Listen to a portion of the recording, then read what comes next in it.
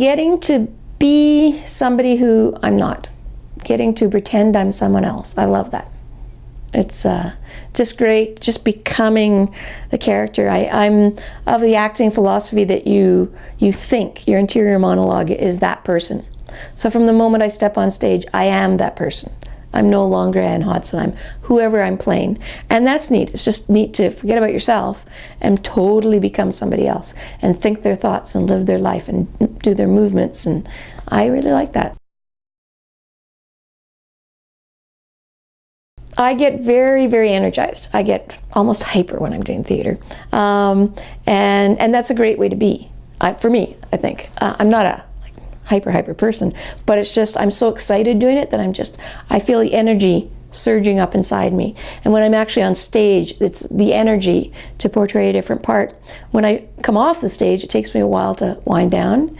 I could never just go to sleep right away. My house isn't very clean. I have stacks of dishes but that's probably not that's not that important to me. I sometimes think, because I look at some of my colleagues in teaching, that's all they do is teach, and they, are so knowledgeable about everything in teaching. And I think, well, maybe, if I could just focus on one thing, I would know more about it, and I don't know if it would make me a better teacher or not. But I know that I couldn't do that because I have too many other varied interests, like theater. The more things you're interested in, you don't do as comprehensive a job on one thing because you're spreading yourself to other things. But on the other hand, the positive side of that is, if you just did one thing, then you wouldn't, have as much knowledge about other things as well.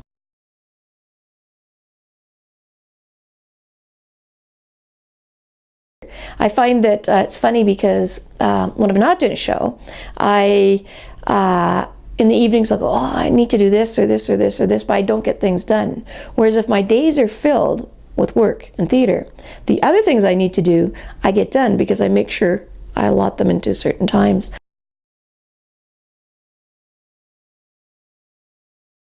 Said my children, I don't think it ever interfered because I cut down on the number of shows I was doing when my kids were growing up. But then they became part of the theater world as well. And actually when they were kids, I just focused on children's theater. I worked with Storybook Theater in Calgary. So in that way they could be involved, either viewing backstage, and then they both acted in it as well. And I got the opportunity to act with both of them. So it became almost our hobby we did together, which was really nice as well. I do have pets, but they're pretty good. I make sure that,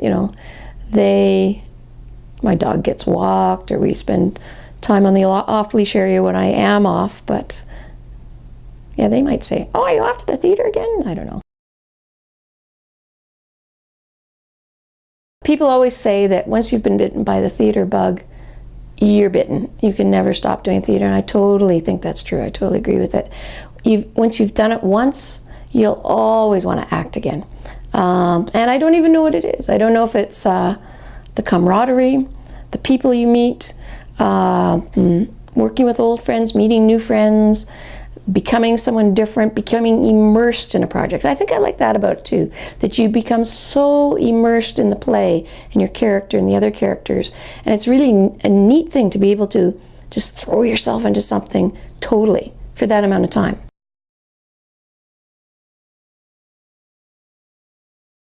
I love it so much. It's a passion. It's who I am. It's what I love to do. And even now I picture myself, like being 85. Hopefully I'll live that long. Just, getting all the good little old lady parts.